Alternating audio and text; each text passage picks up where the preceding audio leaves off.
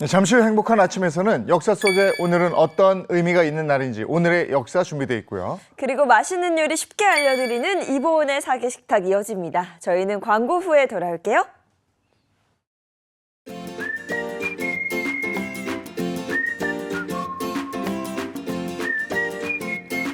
안녕하십니까. 행복한 아침 이재용입니다. 안녕하세요. 정예인입니다. 새로운 달이 시작됐습니다. 8월입니다. 오늘 8월 1일 목요일이고요.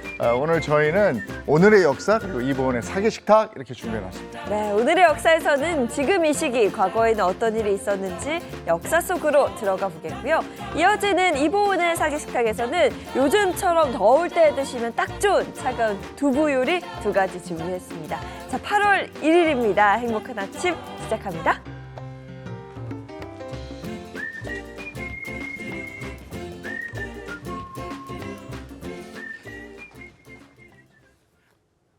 네, 화제 이슈를 발빠르게 전해드리는 모닝 브리핑부터 시작하겠습니다. 장윤미 변호사와 함께합니다. 어서 오세요. 네, 안녕하세요. 네, 첫 번째 이슈부터 전해주시죠. 네, 첫 번째 이슈입니다. 티몬과 위메프의 정산 지연 사태 계속되고 있는데요. 그 여파가 큐텐그룹의 다른 계열사들로까지 미치고 있습니다. 일례로 인터파크 도서 같은 경우에는 아예 서비스가 중단된 상태입니다. 네, 정말 티몬과 이 위메프 사태 여파가 다른 계열사들까지 좀 번지는 상황인 것 같은데요. 자세히 좀 들어볼게요. 네, 큐텐그룹 계열사로는요. 지금 말씀드린 인터파크 도서가 있고요. 많은 분들이 이용하시는 인터파크 쇼핑몰이 있습니다. AK몰도 이 계열사 중에 하나인데요. 말씀드린 대로 인터파크 도서 같은 경우엔 저도 오늘 들어가 봤더니 아예 해당 책자나 책 같은 것을 구매할 수 없도록 안내문이 떠 있습니다. 이 안내문을 보면 판매자의 사정으로 주문이 불가하다 이런 공지를 확인하실 수 있는 상태인데요. 다른 계열사 역시 상황은 마찬가지입니다. 인터파크 쇼핑, AK몰 같은 경우에는 티몬 등보다는 이 정산 주기, 그러니까 판매사들에게 돈을 지급하는 주기가 1주 내지는 한 달 정도로 짧았지만 불안감을 느낀 카드 대행 결제 업자들이 이 부분을 보류하면서 정산금을 판매업자들이 못 받고 있는 상황 속출하고 있습니다. 네, 인터파크 커머스 측의 해결책은 있습니까? 뾰족한 수는 사실 없다고 보셔도 될 것 같습니다. 사실상 이 회사들이 자본 잠식 상태이기도 하고요. 국회에 현안 질의에 구영배 대표가 나와서 고개를 숙였지만 구체적인 대안을 제시하지는 못했습니다. 실제로 일부 보도에 따르면 이 티몬과 위메프의 어떤 400억 원에 달하는 자금을 이 모 회사에서 다른 기업 인수자금으로 절차를 무시한 채 사용했다라고 해서 이런 부분에 대한 금융당국의 어떤 조사도 필요해 보이는 그런 상황입니다. 이 사태가 정말 일파만파군요. 예, 다음 이슈 전해주시죠. 네, 두 번째 이슈입니다. 아내의 목을 졸라 사망하게 한 뒤에 일부러 교통사고인 것처럼 이렇게 위장해서 아내를 사망하게 한 거기다가 보험금까지 타내려고 했던 육군 부사관에게 징역 35년형이 확정이 됐습니다.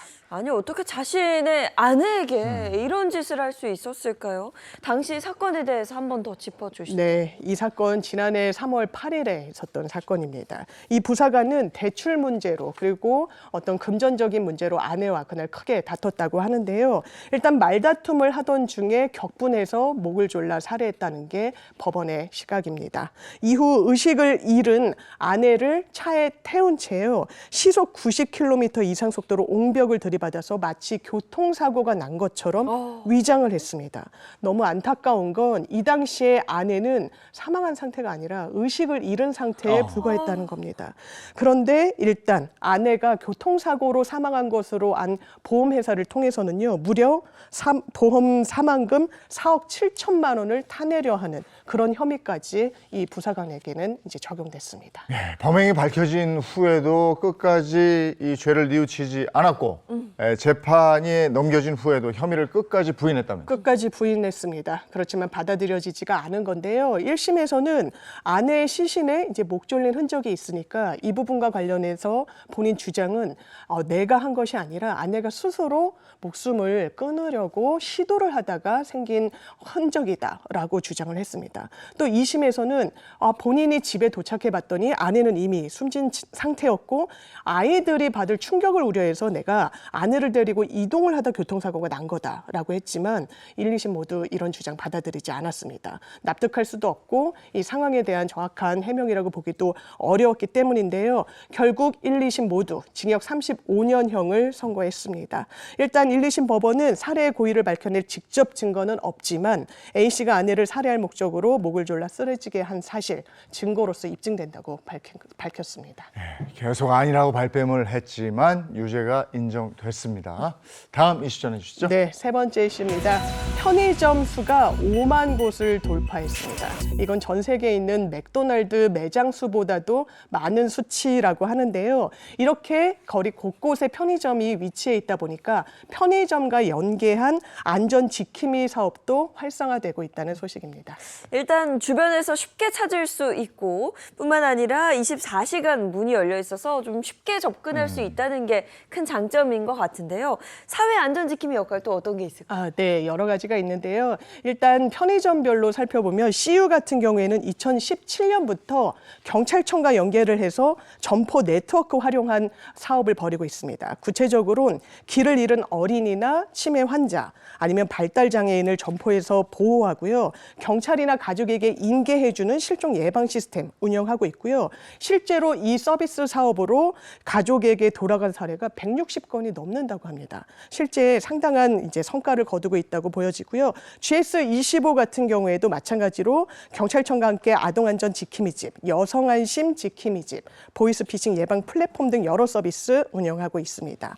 또 최근에는 인기 상품을 활용해서 아동 치매 환자를 대상으로 한 지문 사전 등록 제도를 적극적으로 알리고 있습니다. 그리고 이마트24 같은 경우에는 편의점 중에서는 최초로 페달 블랙박스를 선보여 화제가 되기도 했습니다. 네, 시민들이 잠깐 쉬어갈 수 있는 장소가 마련된 그런 네. 편의점도 있다고요? 맞습니다. 은행이나 편의점 굉장히 여름에는 시원해서 별 이제 볼 일이 없다고 하더라도 가시는 분들이 계시는데요. 편의점에서 자발적으로 이제 관련 서비스를 제공하고 있는 겁니다. 서울시는 지난 2월부터 CU와 GS25 점포 58곳과 연계해서 기후 동행 쉼터, 그러니까 물건을 사지 않더라도 누구나 편하게 방문해서 편의점에서 쉬었다가 잠시 앉았다가 갈 수 있도록 그런 사업 마련하고 있고요. 또 이마트24 같은 경우에는 서울 시내에 있는 편의점 900곳을 배달 라이더 분들의 쉼터로 활용해서 라이더들의 건강권 보장하고 있습니다. 편의점이 꼭 물건을 사고 팔고 이러는 곳이 아니고 이런 편리한 점들이 있었군요. 네. 알겠습니다. 다음 이슈 전해주시죠. 네, 얼죽아라는 말은 많이들 들어보셨을 텐데요. 뭐 얼어 죽어도 아이스 아메리카노 이런 표현인데 요즘 얼죽신이라는 말이 유행하고 있다고 합니다. 이 MZ세대가 선도하고 있는 시장, 풍경을 반영하는 말인데요. 얼어 죽어도 신축 아파트, 그만큼 신축 아파트를 선호한다는 소식입니다. 네, 얼죽아는 사실 많이 들어봤는데 얼죽신은 저는 처음 듣는 것 같습니다. MZ세대 번진 이 얼죽신 성향, 대체 이유가 뭘까요? 네, 일단 성장 배경에서 그 분석을 하고 있습니다. 워낙에 MZ세대들은 아파트 생활이 상당히 익숙하고 아파트에서 나고 자란 사람들이 많이 있는데요. 그만큼 아파트에 대한 선호도가 높다는 겁니다. 게다가 신축 아파트, 그러니까 노후 아파트보다 편의성이 많이 보장되고 커뮤니티 시설이 잘 갖춰진 곳들에 대한 선호도 상당히 높아서요. 최근 가격 동향을 보면 지난 5년 새 지은 지 5년 이하 아파트 가격이 3%포인트 이상 급상승했다는 그런 소식도 전해지고 있습니다. 이 아파트만 신축을 원하는 게 아니고 뭐 외식할 때도 새로운 음식을 먹는 걸 선호한다면서요? 그렇습니다. MZ세대들은 아파트는 신축, 그리고 음식도 새로운 음식 선호한다는 이야기입니다.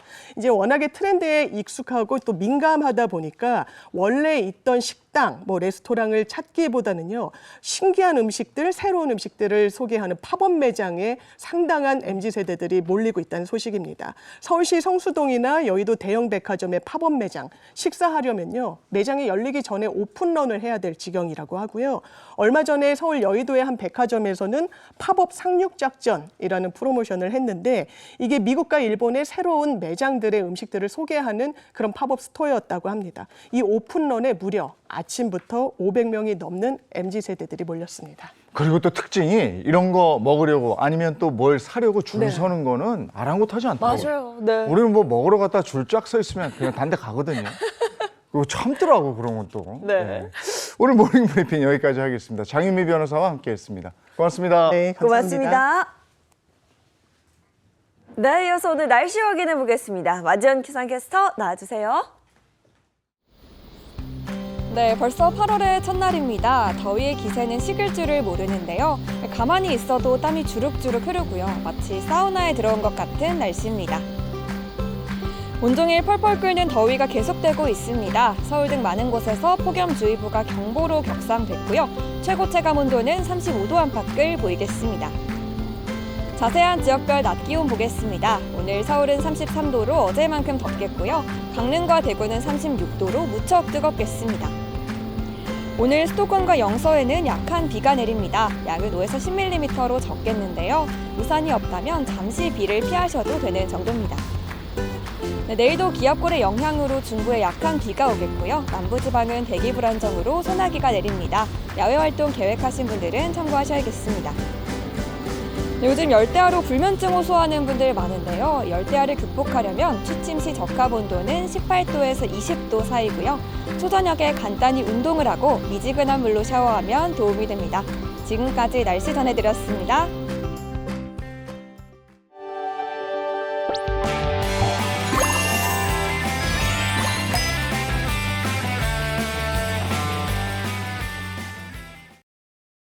네, 행복한 아침 함께하고 계신 지금 시각은 7시 42분입니다. 자, 이제 역사 속으로 한번 들어가 볼까요? 오늘의 역사 시간입니다. 개그맨 정철규 씨와 함께합니다. 네, 8월의 크리스마스를 선사해드리겠습니다. 개그맨 철성입니다. 카랑카랑! 예, 우리를 역사 속으로 안내해 주실 역사학자 이익주 교수님 어서 오세요. 네, 안녕하세요. 오늘도 역사 이야기를 재밌게 함께할 역사학자 이익주입니다. 예, 오늘은 먼저 언제로 돌아가 볼까요? 1944년입니다. 7월 31일로 갑니다. 어떤 얘기 해주시겠습니까? 네, 1944년 7월 31일은 프랑스의 소설가 생텍쥐페리가 실종된 날입니다. 비행사이면서 작가로서 뛰어난 글솜씨를 자랑했던 생텍쥐페리는 그의 가장 유명한 작품 어린 왕자를 발표한 다음에 2차 세계대전 중 정찰 임무를 수행하다 행방불명됐습니다. 책을 정말 안 읽는 분도 생텍쥐페리의 어린 왕자는 그렇죠. 알고 네. 이걸 아마 잠깐이라도 아마 본 적이 네. 있을 거예요. 만약에 한 권 읽었다면 그건 어린 왕자지 않을까. 네, 맞습니다. 야, 근데 이 멋진 글을 남기고 하늘로 사라져 버렸어요. 네. 비행기 조종사이면서 작가라는 이력이 상당히 특이한데 어릴 때부터 뭐 하늘 그리고 비행기를 좋아하던 소년이었다면서요? 네, 그렇습니다. 생텍쥐페리는 1900년 6월 29일 프랑스 리옹에서 태어났습니다. 그가 태어난 지 3년 뒤인 1903년에 비행기가 처음 발명됩니다. 그리고 그의 집 근처에 비행장이 들어섰는데요. 정말 맹모 삼천지교가 생각나는 대목입니다. 생텍쥐페리가 어려서부터 공항 근처에 살면서 하늘을 나는 것에 대해서 아주 관심이 많았다고 합니다. 12살 때는 위험하니 비행기를 타지 말라는 어머니 몰래 비행기를 얻어 타기도 했고요. 군에 입대한 21살 때는 드디어 개인 교습을 받고 비행사 자격증을 따냅니다. 제대 후인 1926년에는 항공우편회사에 취직하면서 아프리카 북서부와 남대서양, 남아메리카를 통과하는 우편 비행을 담당했고 최초의 야간 비행을 시도하기도 했습니다. 이렇게 젊은 시절을 비행기와 함께 했던 거죠. 네, 이렇게 비행기 조종을 좋아했던 청년인데 필력도 굉장히 뛰어났다고 하는데 비행하면서 겪었던 일들을 또 이렇게 글로 적었다면서요. 네, 생텍쥐페리는 비행하면서 겪은 일들을 글로 쓰기 시작해요. 이때 처음 남방우편기라는 소설을 통해서 작가로 데뷔했고 1929년에는 아르헨티나 항공회사에 다니면서 야간 비행을 집필합니다. 이 책이 1931년 페미나 문학상을 받으면서 작가로서 인정을 받기 시작했고 1939년에는 인간의 대지가 아카데미 프랑세스에서 소설상을 받으면서 유명 작가가 됐습니다. 네, 비행기 조종을 하던 청년이 유명 작가가 됐습니다. 당시 비행사는 근데 굉장히 위험한 직업이었다고 알려져 있는데 사고는 없었습니까? 네, 그 옛날 비행기는 지금처럼 그렇게 안전한 것이 아니었습니다. 죽을 고비를 넘긴 적도 많았는데요. 1932년과 33년 비행기가 물에 빠져서 죽을 뻔한 적도 있고요. 1935년에는 리비아에서 사하라 사막에 불시착해서 5일 동안 홀로 걸어 다니다가 극적으로 구조됩니다. 이때 경험이 어린 왕자의 모델이 되는 거죠. 네. 1938년에는 중미 과테말라 활주로에 추락해서 크게 다치기도 했습니다. 1939년 2차 세계대전의 전운이 팽배해지자 프랑스 공군 조종장교로 소집이 됐고요. 1940년 독일이 프랑스를 침공했을 때는 무사히 정찰 비행을 마치고 돌아와서 무공 훈장을 받기도 했습니다. 하지만 곧 프랑스가 독일에 항복하자 생텍쥐페리는 미국 뉴욕으로 떠납니다. 네, 방금 살짝 말씀을 해주셨는데 그런 경험들을 토대로 이제 미국에서 썼던 작품이 우리가 너무나도 사랑하는 생텍쥐페리의 어린 왕자예요. 네, 언제나 큰 일은 우연에서 시작이 되죠. 1942년에 미국 뉴욕의 한 식당에서 출판사 편집장과 식사를 하던 중에 생텍쥐페리가 냅킨에 그림을 그렸어요. 바람에 휘날리는 스카프를 두른 꼬불꼬불한 금발머리 남자아이. 바로 어린 어린 왕자예요. 왕자. 이걸 네. 그렸어요. 이걸 본 편집장이 그 어린이를 주인공으로 동화를 써보면 어떻겠느냐라고 제안을 해서 시작이 된 겁니다. 그래서 1943년 4월 직접 삽화까지 그려놓은 소설 어린 왕자가 세상에 나오게 됩니다. 어린 왕자는 전 세계에서 가장 많이 번역된 책 중 하나, 8천만 부 정도가 팔렸다고 하는데요. 소설뿐 아니라 영화와 연극으로도 만들어지면서 오랫동안 큰 사랑을 받았는데요. B612라고 하는 별에서 장미 한 송이와 함께 살고 있던 어린 왕자가 홀로 여러 별로 여행을 떠나면서 7째 별로 지구를 찾아오게 된 거죠. 인생에 대한 진리를 깨닫게 되는 과정을 담은 소설, 동화입니다. 어린이가 보면 동화지만 그 안에 담긴 철학적 의미가 어른들에게도 큰 감동을 줍니다. 맞아요. 이 어린 왕자는 어렸을 때도 봤지만 제가 또 성인이 되고 나서 한 번 더 봤더니 또 다른 그 성인으로서 느끼는 그 감동적인 이야기들이 참 많았는데 생텍쥐페리는 또 안타깝게도 이거 사랑을 이렇게 인기를 끄는 시점쯤에는 몰랐죠. 네, 1944년 4월에 책이 미국의 서점에 쫙 깔리게 되는데 정작 생텍쥐페리는 그걸 못 봐요. 한해전 1943년 연합군 반격작전에 참가하기 위해 공군에 지원했고 43살이라는 적지 않은 나이인데도 직접 비행을 하겠다고 나선 겁니다. 당시 비행기 조종의 한계 나이가 35살이었는데요. 이걸 8살이나 넘겼잖아요. 네. 부인도 말리고 다른 동료 군인들도 말리고 했지만 고집을 꺾지 않았습니다. 결국 중대장이 7월 31일까지만 비행을 하라 이렇게 지시를 했고 생텍쥐페리는 1944년 7월 31일 오전 8시 30분 마지막 비행을 떠납니다.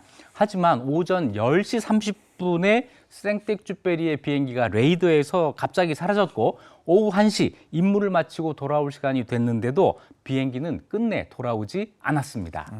근데 어린 왕자를 보면 그 어린 왕자가 마지막에 자기 별로 돌아가잖아요. 하늘에서 사라졌다. 생텍쥐페리는 어디로 간 걸까요? 네. 정말 자기 별로 돌아간 것이 아니냐 이런 이야기도 있죠. 여러 가지 얘기들이 있는데 지금까지 정설은 독일군에 의해 비행기가 격추됐다라는 얘기가 가장 유력합니다. 비행기와 하늘에서 자기의 존재의 의미를 찾았고 모험을 사랑했던 소설가 생텍쥐페리는 이렇게 사라졌지만 우리 마음속에선 영원한 어린 왕자로 남게 됐습니다. 날이 참 덥죠. 집안 어딘가에 있을 어린 왕자 찾아서 한번 읽어보시죠. 많은 지혜를 얻으실 수 있을 겁니다. 갑자기 진짜 다시 읽어보고 싶네요. 저도 그래요. 그래요. 자, 다음 역사로 가보겠습니다. 1971년입니다. 7월 30일 어떤 얘기 해주시겠습니까? 우리나라에서 각종 선거가 있을 때마다 단골 공약으로 나오는 주제가 있습니다. 바로 그린벨트인데요. 1971년 7월 30일은 우리나라의 첫 그린벨트 지역이 지정된 날입니다. 개발 제한 구역이란 뜻의 그린벨트는 도시 주변의 녹지를 보존하기 위해서 지정한 구역인데 이날 처음 지정돼서 50년도 더 지난 지금까지 그대로 시행되고 있습니다. 네, 그린벨트. 항상 해제냐, 뭐 여기를 뭐 말 어떻게 많잖아요. 하느냐, 개발하느냐 말이 많은데 이게 처음에 어떻게 만들어진 거예요? 네, 우리나라는 1960년 이후에 성장 우선 정책으로 인해서 인구의 대도시 집중화 현상이 생겼고요. 도시가 무분별하게 팽창하면서 서울 변두리에 즐비했던 판자촌이 주변으로 뻗어나가면서 자연을 마구 훼손하고 있었습니다. 여기에 더해서 1968년 31명의 북한 무장공비가 청와대를 습격한 1.21 사태가 터졌는데 이 때문에 각종 군사시설을 서울 외곽에 배치하기 위해서 많은 공간이 필요해졌습니다. 이에 박정희 대통령이 대도시 주변의 자연환경 보전과 수도권 방위를 위해서 1971년 6월 12일 그린벨트와 관련된 첫 지시를 내렸고 지금 이야기하고 있는 7월 30일 서울 세종로를 중심으로 반경 15km 원형을 따라서 폭 2km에서 10km 사이의 땅, 서울 경기 땅 454.2제곱킬로미터를 그린벨트로 처음 지정하게 된 겁니다. 다른 나라는 어땠을까요? 그린벨트로 지정한 사례가 있었나요? 네, 외국에도 이런 제도가 있습니다. 1953년 영국에서 그린벨트 제도가 처음 실시가 됐고 우리나라도 영국의 이 제도를 모델로 삼은 겁니다. 자, 우리나라에서 첫 지정한 1971년 이후 1977년 여수 권역까지 8차에 걸쳐 총 5,379제곱킬로미터가 그린벨트로 지정이 됐습니다. 전국토의 5.4%나 되는 엄청난 넓이였는데요. 그런데 그 가운데 80%가 사유지였고 이 사유지의 개발을 제한하니까 당연히 땅값이 떨어졌겠죠. 그래서 땅 주인들이 재산권 침해라고 하는 반발을 끊이지 않고 하게 된 겁니다. 근데 이렇게 반발이 심한데도 불구하고 정부가 강하게 밀어붙였다면서요? 네, 특히 박정희 대통령이 꿋꿋했어요. 재임 중에 한 번도 그린벨트를 해제하지 않았습니다. 그린벨트 관리 규정은 원래 건설부 장관, 지금은 국토교통부 장관이죠. 그 장관 소관인데 이 문제만 꼭 대통령 결재를 받도록 했을 만큼 그린벨트를 지키겠다는 강력한 의지가 있었습니다.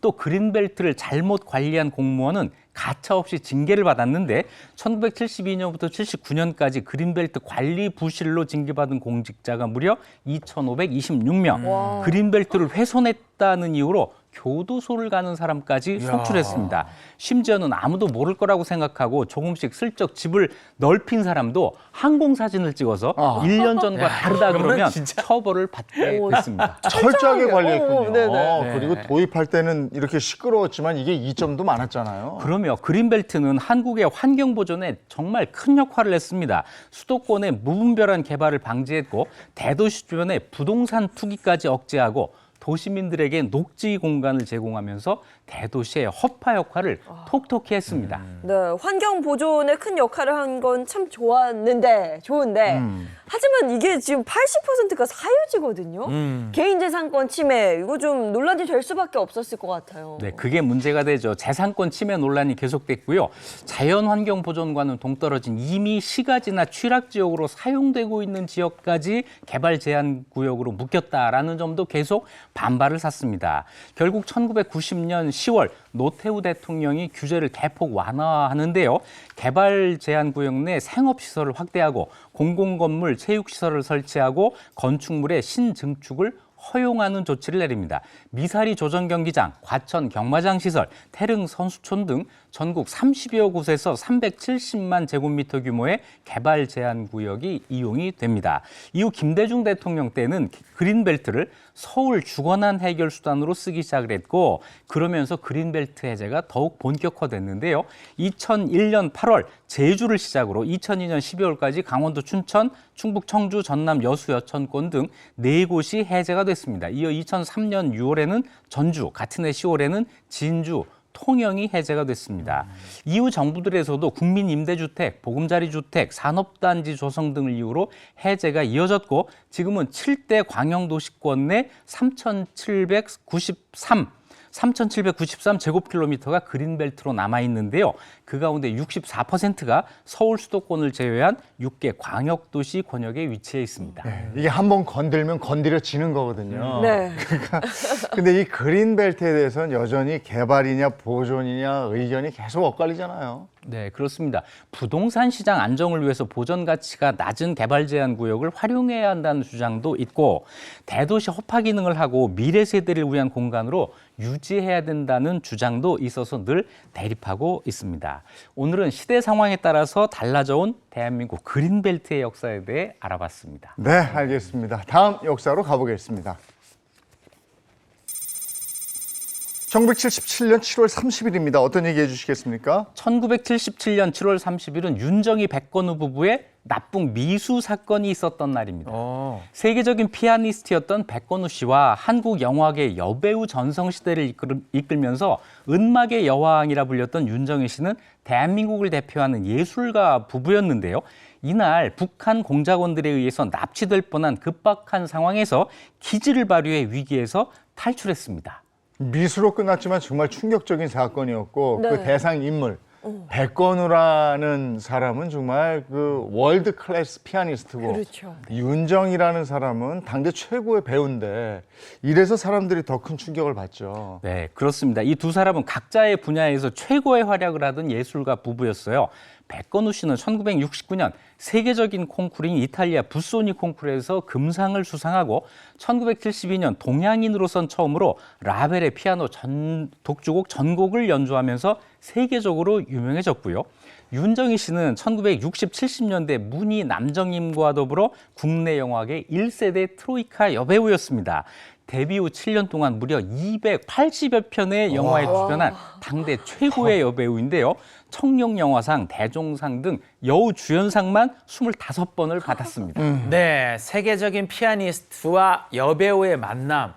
야, 이 두 사람의 러브 스토리 좀 궁금해지는데요. 네, 두 사람은 각각 프랑스에서 초연한 오페라 심청을 보러 가게 돼서 프랑스에서 처음 만나게 되는데 짧은 만남 이후 몇 차례 편지를 주고받았다고 합니다. 이후 1974년에 백건우 씨가 파리에 정착을 하게 됐고요. 윤정희 씨도 같은 해 인기와 명성을 뒤로하고 파리 유학을 떠납니다. 두 사람은 파리에서 다시 만나서 사랑을 키웠습니다. 1976년 3월 14일 파리에 살고 있던 이응로 화백의 집에서 조촐하게 결혼식을 올렸는데 이때 이응로 화백의 부인 박인경 씨도 함께 했습니다. 자, 지식인 예술가 등 194명을 간첩으로 몰았던 동백림 사건이죠. 알죠. 우리 그 얘기 했었는데요. 했었죠. 이응로 화백 부부가 여기에 연루됐다가 파리로 돌아와 있던 상황이고 윤정희 부부는 이 두 사람과 가깝게 지내면서 부모처럼 모셨고 이날 결혼식에서도 이응로 화백이 주례를 봐줬다고 합니다. 결혼식은 웨딩드레스 대신 한복을 입었고 예물은 백금 반지 한 쌍이었던 조촐한 결혼식이었다고 합니다. 그런데 조금 의외예요. 최고의 스타와 또 최고의 피아니스트의 결혼인데 생각했던 것보다는 굉장히 좀 소박한 네. 사랑을 가지고 한 그런 결혼식이었던 것 같고, 근데 이렇게 조용히 살았던 두 사람이 어쩌다가 이제 북한에 납북될 뻔한 거였을까요? 네, 백건우 윤정희 씨가 나중에 밝힌 바에 따르면 신혼생활을 즐기고 있던 1977년 7월 초의 어느 날 백건우 씨는 이응로 화백의 부인 박인경 씨로부터 초대장 하나를 받았다고 합니다. 내용은 스위스 쥐리히의 최대 부호가 자신의 집에서 당신의 연주를 듣고 싶어 한다라는 내용이었습니다. 그런데 당시 백건우 씨는 미국 LA와 서울 연주회를 앞두고 있어서 거절을 했는데 그러니까 박인경 씨가 자기 입장이 난처하다고 해서 차마 거절하지 못하고 결국 연주를 승낙하게 됐다고 합니다. 스위스 최대 부호의 집에 가서 방문 연주를 한다. 어떻게 보면 또 뭐 기회일 수도 있고. 그래서 결국 연주를 하러 떠납니까? 네, 백건우 윤정희 부부와 5개월 된 딸 그리고 박인경 씨가 1977년 7월 29일 스위스 츄리히행 비행기에 오릅니다. 츄리히 공항엔 부호의 여비서가 기다리고 있었는데요. 그녀는 부호의 양친이 유고슬라비아에 있다라면서 곧 출발하는 유고행 비행기로 갈아타자고 합니다. 백건우 씨는 비자가 없어서 안 된다라고 했더니 다 조치해놨다고 하고 또 유고가 공산국가였거든요. 그 당시에 그래서 내심 찜찜했지만 기왕에 약속된 것이니 해서 그 비행기를 탔다고 합니다. 도착을 해보니까 저 멀리서 흰 저고리에 검은 동강 치마를 입은 여성이 멀리서 부부를 바라보고 있었다고 해요. 딱 보니까 전형적인 북한 여성의 옷차림이잖아요. 이때부터 윤정희 씨가 뭔가 이상하다고 느꼈다고 해요. 또 입국 수속을 하는데 수속이 너무 빨리 끝났다고 하고 백건우 씨가 이상해서 여권을 보니까 현지 비자도 발급되지 않았다는 겁니다. 심지어 여권에 스탬프도 찍지 않았다고 해요. 야, 이거 뭔가 수상한 일들이 계속 맞아요. 생기는데 냄새가 좀 나요. 그러면 이때부터 부부가 정신을 바짝 차려야 되거든요. 네, 반짝 차렸어요. 박인경 씨가 쥐리히에서 여비서에게 받았다면서 주소를 건넸는데 백건우 윤정희 부부와 박인경 씨가 택시를 타고 찾아간 그 주소지는 한적한 시골에 있는 3층 집이었습니다. 그 집이 스위스 부부가 음악회를 열기엔 이상하다라고 판단한 백건우 씨가 윤정희 씨와 딸을 택시에 남겨둔 채 박인경 씨와 함께 집 안으로 들어갔는데 집안이 텅텅 비어 있고 3층으로 올라가려고 했더니 한 동양 남자가 나타나서 wait, 기다려라고 외쳤다는 겁니다. 북한 공작원임을 직감한 백건우 씨가 쏜살같이 빠져나와서 택시로 내달려서 미국 영사관으로 가게 됩니다. 아하. 급박했던 상황이에요. 그러니까. 지금 듣기만 해도. 근데 조금만 늦었다면 잡힐 뻔했거든요. 미국 영사관으로 가겠다는 그 판단은 옳은 판단이었나요? 네, 그렇죠. 미국 영사관에 도착한 백건우 가정과 박인경 씨는 영사관 직원의 안내로 호텔에 투숙을 했는데요. 다음 날 이른 아침에 누군가 호텔 방문을 두드렸고 문을 열어주지 않고 버티니까 문고리를 막 잡아당겼다는 거예요. 미 영사관 직원에게 전화를 해서 이야기를 했더니 돌아오는 말이 북한 공작 원인이 절대 열어주지 말라라는 거였습니다. 맞네. 1시간을 버티다 잠잠해졌고 이 미국 부영사가 그들을 안전하게 공항까지 안내하고 결국 이 가족은 파리로 돌아올 수 있게 됐습니다. 야, 마지막까지 정말 손에 땀을 쥐게 하는 정말 영화 같은 그런 장면이었는데요. 네. 근데 이거 수사는 이루어졌습니까? 네, 백건우 윤정희 씨는 사건 한 달 뒤에 납북 미수 사실을 파리 주재 한국 대사관에 알리고 경위서와 자필 진술서를 작성을 했습니다. 대사관이 박인경 씨에게도 사실 여부를 확인하려고 하니까 박인경 씨는 한국 정부가 제2의 동백림 사건처럼 조작할 것 같다라는 이유로 대사관 출두 요구에 응하지 않았습니다. 그래서 백건우 윤정희 납치미수 사건은 끝내 미제로 종결이 됐는데요. 이 사건이 1996년 김정일의 처조카 이한영에 의해서 윤곽이 드러나게 됩니다. 이한영은 대한민국으로 망명한 북한의 로열 패밀리였어요. 이한영이 말하기를 이 사건을 총지휘한 인물은 이정용 대외연락부 제1부부장이었고 윤정희 백건우를 잘 아는 할머니 한 명을 공작원으로 포섭했다라고 밝혔는데 박인경의 이름은 언급이 안 됐지만 이 할머니가 박인경으로 추정되는 상황입니다. 백건우 씨도 회고록에서 이응노 회백은 관련이 없을 거다. 박인경이 혼자 꾸민 걸로 의심된다라고 적었습니다. 이 납치 미수 사건 이후에 6개월 뒤에 신상옥 최은희 부부 납치 사건이 있었어요. 자, 윤정희 백건우 부부 납북 미수 사건은 우리 문화예술인을 데려가려고 했던 북한의 충격적인 소행이었습니다. 예. 자, 다음 역사로 가보겠습니다. 1980년 7월 30일로 갑니다. 어떤 얘기 해주시겠습니까? 네, 이날은 제 개인에게는 아주 아픈 역사입니다. 1980년 1980년 7월 30일 전두환 정부가 네. 과외 전면 금지를 선언한 날입니다. 네, 이날부터 모든 학생의 학교의 수업이 금지됐고 과외를 하는 교사나 학부모도 단속 대상이 됐습니다. 그때 막 아르바이트 과외를 하셨어요? 막 하려고 했던 제게는 청천벽력 같은 소식이었죠. 근데 하라고 했던. 저는 좀 좋았는데 과외 안 해도 됐었거든요. 네? 금지가 되니까 전부 안 하니까 놀 시간이 많았어요. 아니 근데 교수님 같은 경우는 이제 일자리가 끊긴 거잖아요. 그렇죠. 네, 저는 하기 싫었던 학생은 과외가 좋았고. 없어진 거고. 네. 자, 이 과외 금지를 해버렸어요. 이게 그때 정말 파격적인 조치였죠. 네, 우리나라 사교육 시장은 지금처럼 학원이 아니라 그때는 과외가 중심이 됐습니다. 높은 교육열 때문에 1950년대부터도 이미 과외 수요는 폭발적이었는데 그때는 중학교, 고등학교도 다 시험 보고 들어갔거든요. 명문 중고등학교에 입학하기 위해서 공부하고 재수하는 학생들이 많았기 때문에 사교육 시장이 더 커졌고 대도시를 중심으로 해서는 중고등학교 평준화가 실시됐지만 사교육 열기는 크게 사라지지 않았습니다. 여기에 급격한 경제 성장으로 국민소득 수준도 높아지면서 사교육 수요가 나날이 높아졌어요. 현직 교사들이 불법 과외를 하다가 적발된 사건도 있었습니다. 그래서 이 망국론, 과외 망국론이 있었고 한간에는 과외 잡는 사람을 대통령으로 뽑겠다라는 말이 떠돌 정도로 과외비 부담이 굉장히 컸습니다. 아, 그렇다면 이제 대통령은 그 과외 열풍을 좀 잠잠하게 만들어야지 국민들의 사랑을 좀 받을 수 있었겠는데요?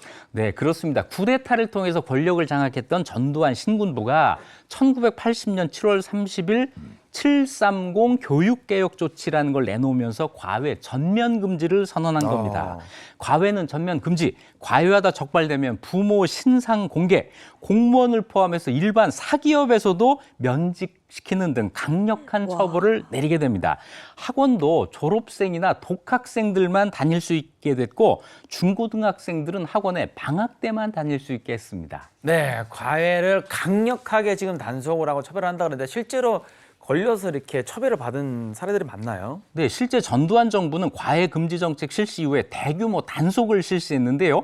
그해 11월 과외를 받은 중고생 96명을 적발했고 그중 47명이 무려 무기 정학을 당했습니다. 이야. 또 학생들의 부모 24명을 직장에서 해고해버려요. 과외를 한 교사들은 재판에 넘겨져서 처벌을 받았습니다. 1987년 말까지 과외로 적발된 인원이 약 2,500명, 그중 10%가 형사 입건됐고요. 직장에서 쫓겨난 공직자만 139명에 달했습니다. 그냥 진짜 그야말로 과외 소탕 작전이었고 단속 의지가 아주 강했습니다.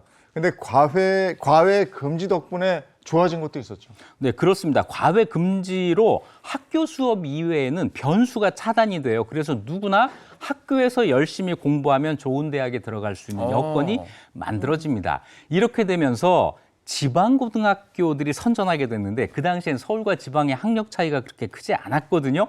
지방에서 신흥 명문고등학교들이 등장해서 이름을 날리고 시 군단위에 있던 고등학교에서 한 해에 서울대를 몇십 명씩 합격시키는 사례도 많이 나왔습니다. 이때야말로 정말 개천에서 용이 나오던 시절이었습니다. 네, 그런데 사실 뭐 하지 말라도 할 사람은 원래 다 하는 겁니다. 겉으로는 좀 잠잠해졌어도 뭔가 시장이 좀 더 은밀하게 변했을 것 같은데 어땠나요? 맞습니다. 겉으로는 자취를 감췄지만 은밀하게 더 성행을 합니다.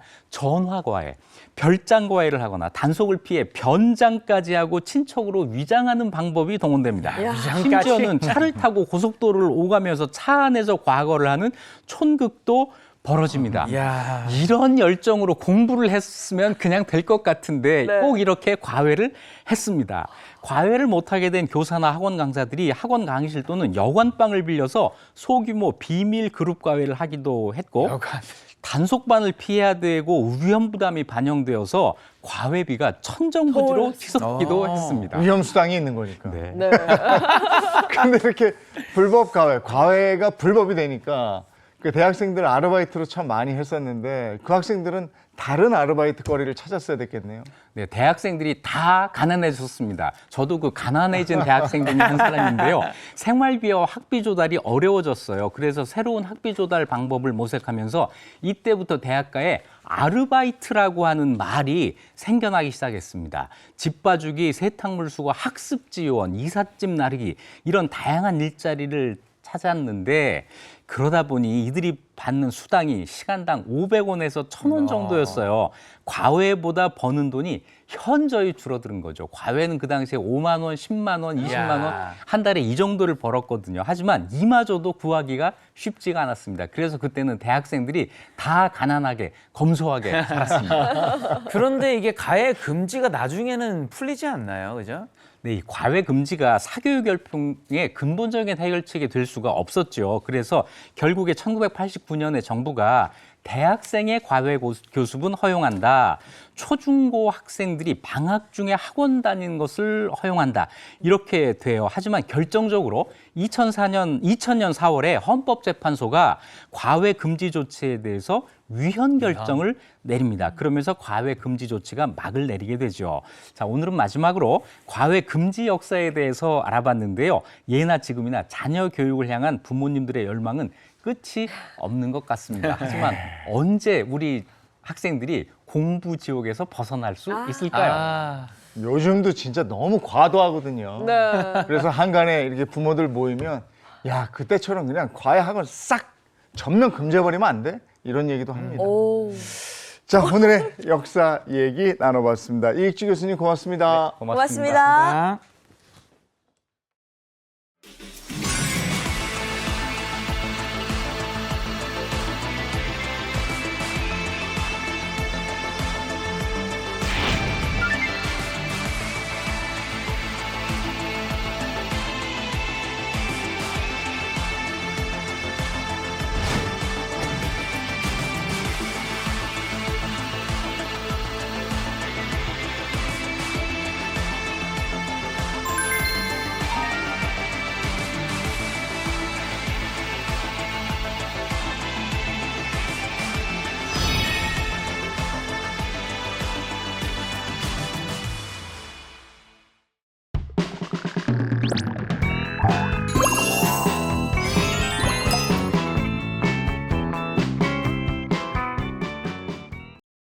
이번에 사계식탁 시간입니다. 이번 선생님 어서 오세요. 안녕하세요. 안녕하세요. 아유, 보은쌤이 오셨습니다. 날이 습하고 덥다 보니까요. 뜨거운 음식만 봐도 아우 난 땀나서 싫어. 뜨거운 거 먹으면 정말 더워서 싫어하시는 분들 아우. 굉장히 많으시죠. 네. 그렇지 않으세요? 네, 맞아요. 맞아요. 불 앞에 있기도 싫으니까. 맞아요. 그렇기 때문에 요새 자꾸 차가운 음식들 많이 드시는데요. 차가운 음식도 좀 건강하게 드시면 어떨까라는 생각을 해서 오늘 제가 정말 이름만 듣고도 요거 굉장히 맛있고 차갑겠는데 하시는 그런 메뉴를 준비를 했습니다. 바로 차가운 두부 요리 특집입니다. 두부 좋아하시죠? 그럼요. 네, 그럼요. 전 최고죠. 그렇죠. 네. 근데 두부는 보통 이제 조림이나 볶음이나 뭐 이런 데만 넣어 드셨는데요. 오늘 특별하게 두부 가지고 밥 대신 먹을 수 있는 메뉴를 준비했습니다. 바로 두부 비빔인데요. 이럴 때는 냉장고 털이 한번 해주셔야 됩니다. 그래서 냉장고 속에 있는 채소들 좀 많이 꺼내서 그 채소와 함께 이 두부를 으깨서 각종 양념장과 함께 비벼 먹는 아주 신박한 요리를 제가 하나 준비를 했고요. 또 하나는 여름에는 무조건 냉국이죠. 그럼요. 네, 좋죠. 예, 차가운 냉국인데 바로 두부 냉국입니다. 부드러운 두부와 함께 시원한 국물로 드셔서 요거 한 대접 먹으면 정말 시원하겠다라는 그 메뉴인데요. 오늘 한번 제가 많이 아주 팁까지 완전하게 알려드리도록 하겠습니다. 네, 요즘 너무 덥잖아요. 맞아요. 예. 이럴 때 시원한 두부 요리 먹으면은 뭐 속에도 좋고 아주 시원하고 해가지고 거기다 또 두부가 다이어트 식품 아니겠습니까? 단백질이라서 근육도 생기고 오늘 잘 한번 배워보겠습니다. 네. 오늘 제가 준비한 두부 요리 중에서 첫 번째는요, 바로 두부 비빔입니다.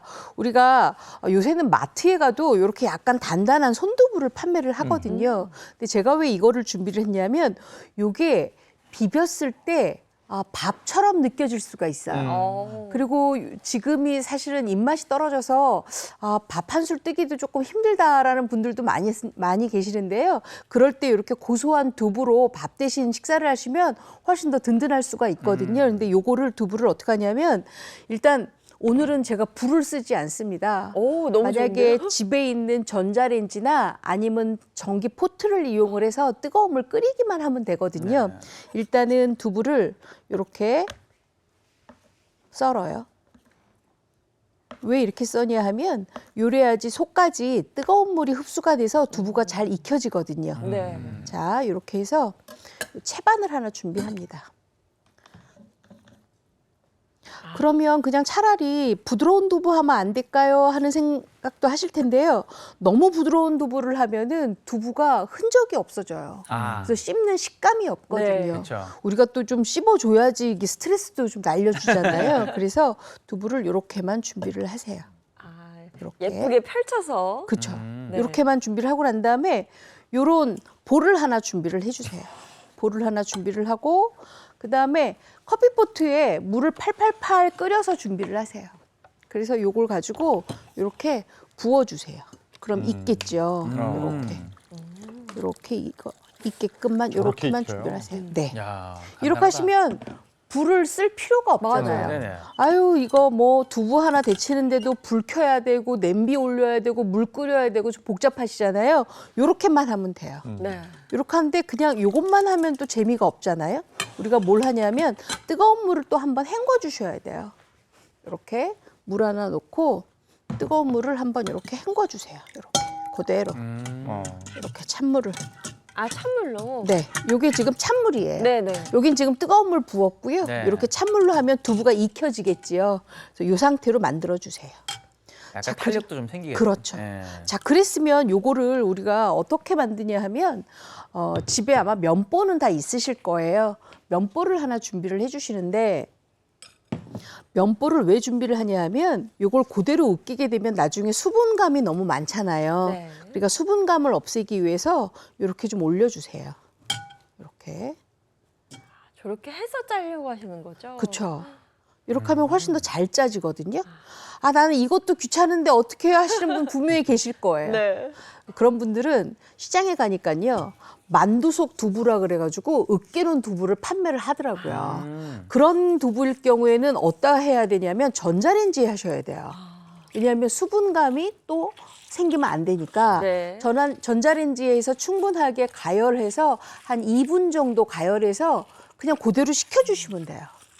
그럼 또 이런 번거로움은 또 없을 수도 있는데 근데 되도록이면 이렇게 두부를 짜서 준비하시는 게 훨씬 더 좋아요. 이게 조금 식감이 있어서 좋거든요. 네. 요거까지만 이렇게 준비를 해주세요. 중간중간. 아, 저기 좀 사러 가봐야겠어요. 두부 사실 다이어트 할 땐 저만한 게 없어서. 그렇죠. 두부 요리 많이 알고 있으면 진짜 살 빼는 데는 도움 많이 되거든요. 맞습니다. 근데 제가 다이어트 얘기하니까요. 어떤 분이 저한테 SNS로 이보은 선생님 빠지면은 저도 그거 먹고 싶어요. 이렇게 말씀하시고 제 마음대로 잘 안 됩니다. 다이어트가. 네. 제가 확 빼고 난 다음에 이 요리를 해야지 딱 여러분들이 아 그렇군요 하실 텐데. 그 버튼 중에 그 차단 버튼이라고 있습니다. 네. 이렇게 두부를 이제 만들었어요. 네. 자, 그랬으면 두부하고 또 궁합이 맞는 재료가 있어요. 바로 뭐냐? 참치예요. 참치 좋아하세요? 아우, 좋아하죠. 네, 참치인데 참치 캔이 있잖아요. 네. 참치 캔. 참치 캔 작은 거가 한 170g에서 200g 정도 되거든요. 아니면 나는 참치를 좀 많이 넣고 싶어야 하시면 좀 큰 거 준비하시면 돼요. 요런 체에다가 참치를 딱 따서 이렇게만 놓으세요. 그러면 자연스럽게 참치 기름을 짜지 않아도 기름이 아래 이렇게 돼 있잖아요. 요것만 준비하시면 돼요. 그러시면 두부도 있고 참치도 있는데 제가 아까 오늘은 냉장고 좀 털어보세요 했잖아요. 네. 그러니까 냉장고 안에 있는 채소들을 다 터는 게 좋아요. 냉장고 안에 보니까 양배추가 있더라고요. 그래서 제가 오늘 이렇게 양배추를 좀 준비를 해왔는데요. 양배추는 깨끗하게 씻는데 덩어리가 돼 있으니까 씻기가 좀 힘들잖아요. 그럴 경우에는 이렇게 해서 미리 요거를 채를 좀 썰어요. 아예 썰어서 네. 쓰려고 하시는 네. 거구나. 아예 채를 써는데 네. 양배추 옅은 소금물에 양배추 한 2번 정도 헹군 다음에 건져 놓잖아요. 그럼 아주 아삭아삭 바삭바삭한 게 굉장히 맛있거든요. 이렇게 준비를 해주시고요. 나는 양배추가 좀 많이 들어가는 게 좋아요 하시는 분들 계실 거예요. 그럴 경우에는 좀 듬뿍 넣으셔도 괜찮아요. 오늘은 제가 요 냉장고 속 재료의 양을 정하질 않았어요. 왜냐하면 채소가 저는 듬뿍 들어가는 게 좋아서 무조건 많이 넣거든요. 근데 냉장고 속에 들어보니까 파프리카 있어요. 파프리카 하셔도 괜찮고요. 아니면 저거 하셔도 돼요. 만약에 토마토 있다. 그럼 토마토도 얇게 채 썰어서 넣으셔도 좋고요. 왜냐하면 두부하고 토마토하고 또 식궁합이 굉장히 좋습니다. 근데 우리 냉장고에 보니까요. 다른 건 없고 당근하고 오이밖에 없어요. 당근하고 오이만 썰어서 준비하셔도 괜찮아요. 네. 근데 요새 보니까 상추들이 굉장히 비싸잖아요. 상추 비싸다고 우리 고깃집 가면 상추 몇 장 안 주시더라고요. 그렇죠? 근데 상추 중에서도 이렇게 청상추가 있어요. 그렇죠? 이렇게 청상추. 이 청상추도 이렇게 해서 요것도 채 썰어서 준비를 해주세요. 야채 다 비슷한 크기로 이렇게 써네요. 그렇죠. 네. 깻잎이 있으면 어떻게 해요, 선생님? 깻잎도 넣는 게 넣어도 좋은데요. 돼요? 향이 네. 좀 있어서. 네. 그런데 깻잎을 약간 덜 넣어야 되겠죠. 만약에 10장 정도 있다고 10장 다 넣잖아요. 자칫 쓴맛 날 수도 있어요. 그래서 그럴 때는 한 3, 4장 정도만 준비하시는 게 좋아요. 자, 이렇게 해서 상추까지 다 준비가 됐어요. 마침 저도 깻잎이 있어서 깻잎도 준비를 가져오셨구나. 하시면 좋아요. 이것도 한 4장 정도만 맞췄어. 준비를 할게요. 이런 여름에 깻잎 향이 더 좋아요. 맞아요. 저는 깻잎향이 참 시원하다 느껴지거든요. 맞아요. 이게 정유향이라 굉장히 시원해요. 근데 외국인들은 저거 잘 못 먹는다면서요? 중국에 고수 잘 먹는 사람도 깻잎을 힘들어한다라고. 네. 저는 냉장고 속에 고수가 좀 가끔가다 있거든요. 고수도 이렇게 넣어서 같이 먹으면 좋고요. 만약에 고수 말고 미나리가 있다 그러면 미나리 넣으셔도 되고요. 미나리 향 향이 좋죠. 좋죠. 네, 너무 미나리 좋아요, 미나리 향. 2% 하시면 훨씬 더 좋고요. 그다음에 내가 집에 보니까 쑥갓이 좀 있어요. 쑥갓 대 말고 쑥갓 2% 이렇게 준비를 해주시면 돼요. 자, 그러다 보니까 당근도 준비됐고 양배추도 준비됐고 오이채도 오이. 썰었고 그다음에 아까 상추 썰었잖아요. 요거 이제 깻잎이에요. 자, 그랬으면 우리가 다 됐으니까 뭘 하느냐? 바로 양념장 만들어야 되겠죠. 이 양념장이 중요한 게요. 이 채소하고 두부는 사실 거들 뿐이에요. 양념장이 중심이에요. 네. 양념장을 좀 잘 만들어야 돼요.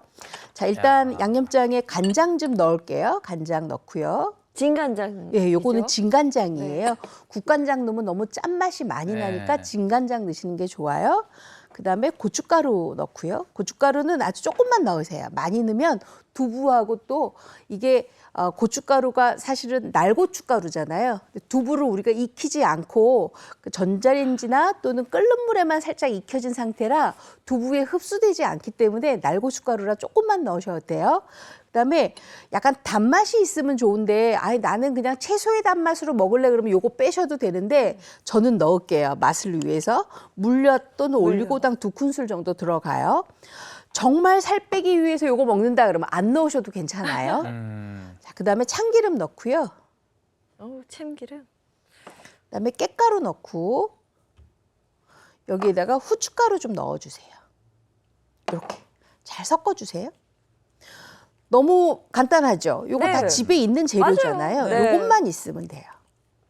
뭐 따로 살 필요도 없고 사실 채소도 그냥 냉장고 안에 채소칸에 있던 거 꺼내서 쓰시면 되는 그렇죠. 거니까. 자, 그랬으면 우리 오늘 비빔이잖아요. 그릇을 조금 준비를 해봤어요. 비빔이니까. 이렇게 놓고 평소보다 확실히 큰데요, 그쵸. 선생님? 요거를 나눌 거예요. 세 등분으로. 네. 이거는 으깨고 이제 물기를 쫙 뺀 상태에서 그렇죠. 굉장히 고슬고슬하잖아요. 네. 이렇게 요 상태로 놔주세요. 밥처럼 예, 이제 요걸 드시는 밥처럼 거라서. 잡수셔야 돼요. 이렇게. 야, 다이어트는 최고겠는데요. 그리고 다이어트 하시는 분들 그 냉장고 보면 다 지금 양배추 나왔잖아요. 네. 꼭 같이 드시더라고요. 그러니까 아마 다 있는 그리고 거라서. 요게 씹히는 식감이 굉장히 좋아요. 그렇기 때문에 이렇게 준비를 해주셨어요.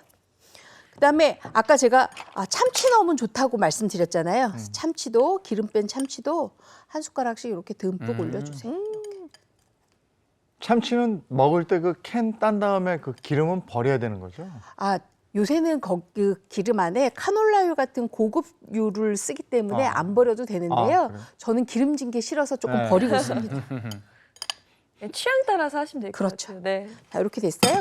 그 다음에는 마음대로 넣으시면 돼요. 양배추. 진짜 밥 같아서 네. 비빔밥 그러게 같이 보여요. 이거 딱 비빔밥이에요. 네. 그래서 이름이 두부 비빔이잖아요. 네. 오이 이렇게. 그리고 당근도 당근. 색감 네. 아이들이 난 당근 싫어요 하잖아요. 네. 요거 다져서 넣으시면 돼요. 아, 그다음에 상추. 상추죠. 네, 상추. 저게 다들 크기가 이렇게 비볐을 때 한 숟가락에 잘 올라가게 지금 다 돼 있으니까 깻잎. 먹기도 되게 좋을 것 같고. 예. 깻잎이 이렇게 돼 있어요. 자, 그랬으면 양념장을 양념장. 바로 위에다 끼얹으시면 돼요. 자, 이제 두부는 거들 뿐이라 했다는 그 네. 마법의 요 양념장 맛이 요게 아주 일품이죠. 요게.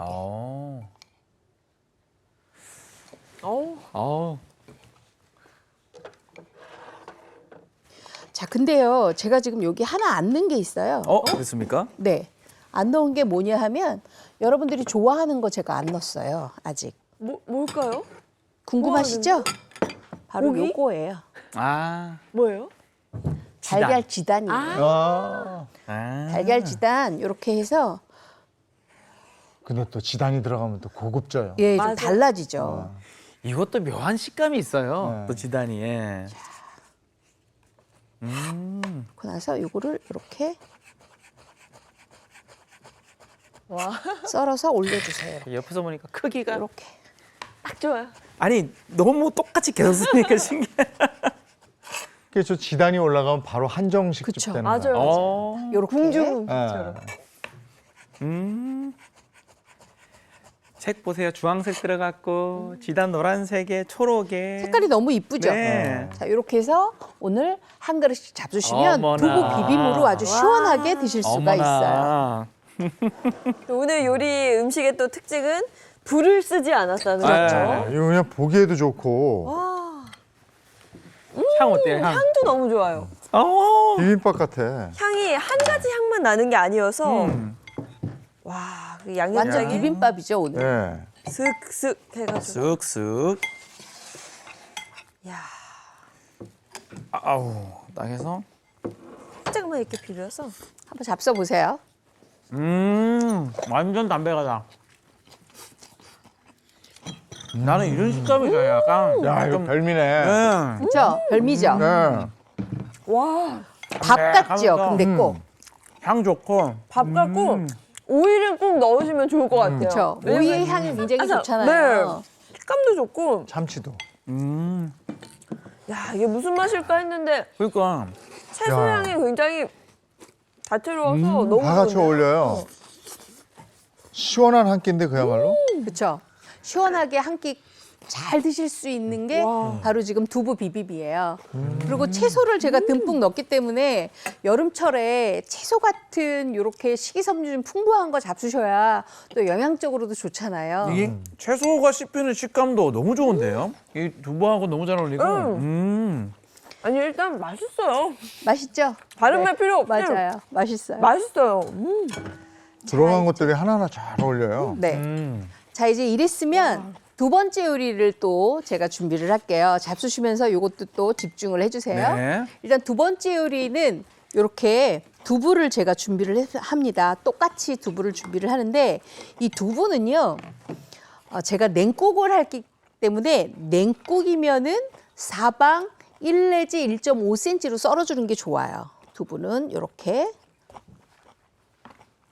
아까 거보다 조금 두껍게 제가 썰었어요. 왜냐하면 요거는 숟가락에 딱 2개 정도, 3개 정도 올라오게 크기를 조절하는 게 딱 좋거든요. 네. 이렇게. 아, 입맛 없을 때는 저 냉국 딱 밥 먹기 그쵸. 전에 뭐 확 먹으면 너무 좋죠. 그렇죠. 그리고 요 두부냉국이 굉장히 식감도 좋고 우리가 밥 먹기 싫잖아요. 이럴 때 두부냉국 하나 든든하게 잡숴주시는 것도 좋은 방법이에요. 네. 이렇게 썰어주세요. 제가 체에다 놓으니까 아, 또 뜨거운 물 하려고 하나 보다 하시겠죠? 맞아요. 뭔가 이렇게 뜨거운 물 이렇게 부어서 또 쓰실 것 같은데. 맞아요, 맞아요. 그렇게 할 거예요. 만약에 전자레인지에 하시면은 요거 전자레인지에서는 1분 30초 정도만 가열하시면 돼요. 네. 그리고 가열한 다음에는 냉국에 넣을 거니까 꼭 차가워야 되니까 찬물에 한번 헹궈 주시는 게 좋아요. 네. 오늘 제가 불 없이 한다고 했으니까 모든 요리가 다 불 없이 그냥 준비를 하는 거예요. 땀 안 흘려도 좋겠다. 그렇죠.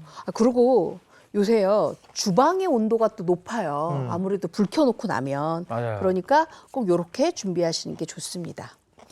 자, 이렇게 지금 다 준비가 됐으면 그 다음에는 제가 끓는 물을 준비를 해놨으니까 끓는 물로 이렇게 한번 또 한번 부어주고. 예, 익혀야 되겠죠. 이렇게. 맞아요. 저거 막 냄비 찾고 물 끓이고 두부 넣고 건지고 너무 번거로워요, 사실. 자, 이렇게 해서 준비를 해주세요. 제가 지금 끓는 물에다가 두부를 넣고 잠깐 담가놨어요. 네. 이유가 있습니다. 왜냐하면 뭘까요? 요거 채 먹을 거기 때문에 속까지 살짝 익혀주는 게 좋아요. 아까는 제가 으깼으니까 이렇게 겉으로만 익혀도 속까지 충분한데 요거는 바로 건더기를 먹을 거라 네. 이렇게 같이 해서 준비를 해주세요. 음. 됐죠? 네. 그랬으면 또 담가요. 그래서 찬물에다가 또 한번 헹궈주세요. 이렇게. 그러면 조금 더 탱글탱글하죠. 탱글탱글해지고. 그렇죠. 탱글탱글하고 이제 뜨거운 기운을 좀 빼줘야지. 아무래도 우리가 냉국. 냉국이잖아요. 네. 그래서 이렇게 준비를 해주세요. 냉국은 뭐 미역 냉국 많이 먹었었고. 그렇죠. 오이 오이 냉국도 냉국도 많이 드시잖아요. 먹고. 네. 요새 또 가지 냉국 드시는 분 많이 계시더라고요. 가지 냉국. 자, 그랬으면 이렇게 바트 하나 꺼내가지고 요 두부를 이렇게 쏟아요. 이렇게. 자, 이렇게 해서 팽팽하게 쏟아주세요. 한 김 더 시켜줘야 돼요, 선생님. 아, 지금 김은 다 나갔거든요. 아. 김은 다 나갔는데 제가 왜 저렇게 하냐면 네. 방법이 하나 또 있어요. 어떤 방법이냐? 바로 국간장으로 밑간을 해줘야 돼요. 왜냐하면 우리가 냉국을 먹으면 두부가 그 안에 잠기는 거잖아요. 국물 안에. 네. 간이 안 맞춰져 있으면 밍숭밍숭해서 맛이 아. 없겠죠. 그러니까 미리 이렇게 해서 국간장으로 간을 맞춰주세요. 이렇게. 밑간 하시려고 저렇게 펼쳐두셨구나. 저 그렇죠. 시키려고 그러시는 줄 알았어요. 아니에요. 이게 약간 고기처럼 밑간을 미리 하네요, 이게 지금. 이렇게 해서 밑간을 먼저 좀 해주세요. 골고루 두부가 익혀지게끔. 간이 배이게끔. 네. 그리고 이렇게 밑간하잖아요. 두부가 더 이상 부서지지 않아요. 왜냐하면 염분기가 있기 때문에 더 이상 부서지지 않아요. 부서지지 않는 효과가 있구나. 네, 이렇게 준비를 해주세요. 자, 이제 요거가 다 준비가 됐으면 이제 거의 반 이상은 끝났어요. 오. 자, 그랬으면 뭘 해야 되냐? 바로 이 건다시마를 준비를 해주세요. 건다시마. 우리가 다시마 우린물, 다시마 국물 헷갈린다는 분들 굉장히 많으세요. 네. 다시마 국물은 이 건다시마를 팔팔팔 끓는 냄비 물에다가 집어넣고 5분간 끓여서 불을 딱 끈 상태가 다시마 물이에요. 다시마 국물. 네. 근데 다시마 우린물은 요새 뭐 불 앞에서 힘든데 그럴 필요 없다. 찬물 이렇게 찬물에다 우려낸 받아놓고요. 거. 찬물에다가 요 다시마를 이렇게 흰 가루 있죠? 흰 가루 부분만 깨끗하게 이렇게 닦고 난 다음에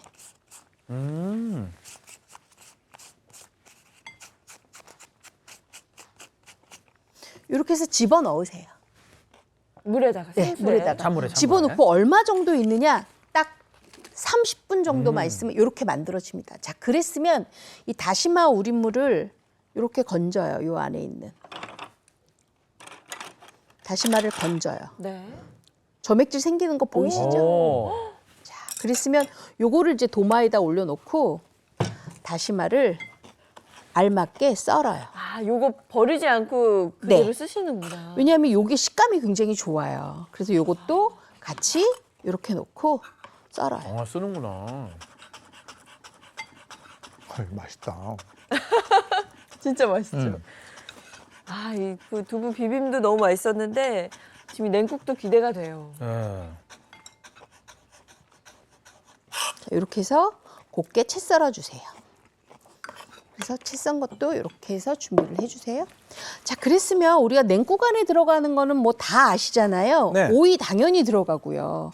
왜냐하면 냉장고 속에 오이가 좀 있으니까 요새. 오이 해서 오이채 썰어주시고요. 네. 그다음에는 저는 요거는 꼭 넣어야 된다고 생각해요. 빨간 고추, 홍고추. 빨간 고추, 홍고추를 왜 넣느냐? 요 빨간 고추, 홍고추를 넣어줘야지 우리가 약간 두부 냉국이 밋밋해 보일 수 있거든요. 그래서 네. 때문에 요걸 꼭 넣어주시는데 우리가 홍고추는 이렇게 동글동글하게 썰어서 넣어주세요. 매운 고추요. 네, 매운 요 청양고추는. 네. 고추. 근데 우리 아이들이 있어서 청양고추 싫다 그러시면 그냥 풋고추 넣어주셔도 되고요. 아니면 파프리카 아니면 청피망 같은 거 이렇게 썰어서 넣어주시면 돼요. 네. 이렇게 넣어주시고요. 그다음에 요 빨간 고추도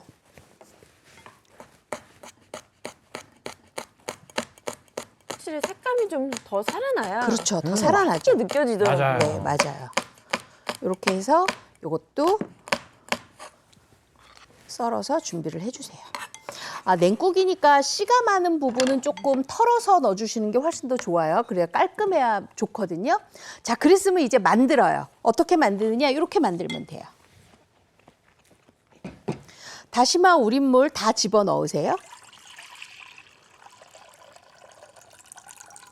다시마 우린물 다 집어넣고 이쪽 것도 다 집어넣고 그 양이 얼마나 되는 거예요, 선생님? 요거 3리터 정도 돼요. 3리터. 네. 그리고 여기다 양념을 해요. 진간장 한 큰술. 색깔 너무 진하면 너무 탁해 보이니까 한 큰술만 넣어요. 네. 그리고 요거 다진 마늘 아. 한 큰술. 그리고 요거 매실청이에요. 매실청 한 큰술. 그다음에 식초예요. 2큰술.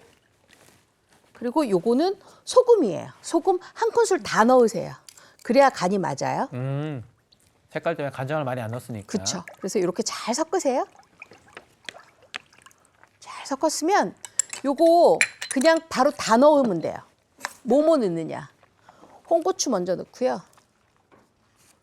청양고추 네, 넣고 홍고추. 청양고추 넣고 그다음에 아까 오이 있었잖아요. 오이 네. 넣고 아까 다시마 있었죠. 다시마 넣고 그 다음에는 준비한 재료 다 넣어주면 되나 봐요. 그렇죠. 다 넣어버리는 그리고 이제 우리가 아까 넣었던 주인공. 밑간된 두부. 밑간된 두부인데 두부를 밑간까지 확 집어넣으면 안 되고요. 두부만 건져 넣으세요. 그래야 간이 맞아요. 네. 이렇게. 아, 저는 보통 확 집어넣거든요. 그렇게 하시면 안 돼요. 이렇게 해서 두부만. 집어넣으세요. 두부만. 저렇게 해봐야겠다. 요게 얼음물로 들어가면 훨씬 더 맛있는데요. 얼음물은 어떻게 만드냐면 다시마 우린물을 조금 한 1리터 정도만 얼음 팩에다가 넣고 얼려두세요. 그러고 난 다음에 이렇게 하고 나서 이렇게 만드시면 돼요. 자, 그랬으면 간이 이제 다 됐거든요. 이제 완성이에요. 끝났어요. 와. 네, 끝났어요. 이렇게. 자, 끝났으면 저희가 그릇에다 이제 좀 담아야 되겠죠. 그릇을 꺼내서 자, 좀 담을게요. 네. 저 두부 냉국은 진짜 처음인데요. 그냥 네, 오이 두부냉국 냉국 하시는 분들이 잘 안 계세요. 네. 근데 두부냉국이 의외로 아, 밥 먹기 싫다, 입맛 없다 하실 때 아주 좋아요. 그렇다고 저희가 생으로 굶을 수는 없잖아요. 이렇게 해서 다시마 씹히는 맛도 조금 느껴보시고요. 자, 이렇게. 네. 아, 제가 8월에 군대 그 훈련을 받았거든요. 네. 한참 넣을 때 가셨네. 영천에서. 덥다. 더워가지고 그때 저 냉국 한 그릇 나오면 너무 좋았었어요. 그날의 피로가 싹 풀리는 네. 맛이잖아요. 야, 냉국. 어우, 자, 잡숴보세요. 좋다. 아이고. 이거 바로 마셔야 되는 거 아니에요, 이거는? 아, 역시. 향이- 적절해요. 향부터 벌써 시원하다. 야. 다시마 이거 또 한번 같이 먹어봐야겠어. 시원하네요. 두부 밑간을 왜 하는지 아시겠죠? 잡숴보시면. 야, 그리고 이 다시마 식감이 너무 좋은데요? 그렇죠? 그 다시마 씹는 식감도 좋고요. 우리가 여름에는 스트레스 많이 받으니까 이렇게 저작 운동을 조금 해야 된다 그래요. 그럴 때 다시마, 오이 이런 아주 싱그러운 맛을 좀 느끼시는 게 좋아요. 이번에 청양고추가 잘 들어간 것 같아요. 그죠? 이게 딱 씹을 때 그 매운 게 이거조차도 시원하게. 네. 어우, 좋아. 저는 지금 두부만 먹어봤거든요. 네. 어때요? 두부만 먹어도 진짜 밑간이 돼 있어서 따로 노는 느낌이 아니라 너무 적절해요. 네. 너무 맛있어요. 두부 안 넣을 때는 소면 넣으면 또 맛있는데. 그렇죠. 여기다가 소면 넣어도 아, 너무 잘 괜찮을 어울리는데, 것 같아요. 소면은 다이어트 식품이 아니라서. 네. 아, 근데 요새 두부면이 나오니까요. 두부면 넣으시면 됩니다. 네, 자 오늘 이렇게 불 없이 만드는 아, 벌써 차가운 끝났어, 벌써? 두부 요리 두 가지 만나봤고요. 다음 주는요, 선생님? 다음 주에는요, 요새 저장용 양파가 굉장히 맛있더라고요. 양파와 가지 가지고 아주 맛있는 여름 김치 한번 만들어 보도록 하겠습니다. 네, 기대하겠습니다. 선생님 오늘도 고맙습니다. 고맙습니다. 네, 날이 정말 덥습니다. 어제는 야 이게 폭염이구나. 제가 정말 한낮에 야외에 나갔다가 느끼게 됐는데요. 오늘 날씨도 바로 알아보겠습니다. 마지원 기상캐스터 나와주세요. 네, 상암동에 나와 있습니다. 어제 밤 사이에도 많이 더우셨죠? 더위가 밤낮을 가리지 않고 24시간 영업 중인데요. 강릉에서는 밤 최저 기온이 30도를 웃돌았습니다. 네, 끓는 듯한 가마솥 더위가 계속되고 있습니다. 어제 서울의 폭염주의보가 다시 경보로 강화됐고요. 현재 전국 대부분 지역에 폭염경보가 비상입니다. 당분간 무더위와 열대야가 계속됩니다. 오늘 서울의 낮 기온은 33도까지 오르겠고요. 강릉과 대구는 36도까지 치솟아 무척 뜨겁겠습니다. 오늘 수도권과 영서에는 약한 비가 내리는 곳이 있습니다. 양은 5에서 10mm로 적어서요. 우산이 없어도 잠깐 비를 피하셔도 되겠습니다. 내일도 기압골의 영향으로 중부에 가끔 비가 오겠고요. 남부지방은 소나기 예보가 들어 있습니다. 내일 야외 활동하시는 분들은 참고하셔야겠습니다. 네, 조금만 걸어도 땀이 나는 요즘입니다. 온열 질환 걸리지 않도록 수분과 염분 섭취도 잘 해주시고요. 또 식중독 예방을 위해 음식은 가급적 익혀 드시는 게 좋겠습니다. 오늘도 날씨 전해드렸습니다. 요즘 같은 때는 예전에 에어컨 없을 때는 어떻게 살았나 싶어요. 건물에 있다가 밖에 나오면 훅 하잖아요. 제가 어제 정확히 그 얘기를 했거든요. 에어컨 없이 어떻게 살았나 싶고 정말 숨이 턱 막힌다는 가마솥 더위가 딱 맞는 표현인 것 같습니다. 건강 관리 잘 하시고요. 저희는 내일 아침 7시 30분에 돌아올게요. 행복한 아침, 행복한 하루 되십시오. 고맙습니다. 고맙습니다. 즐겨봐 너의 세상 플레이 더 넥스트 채널 A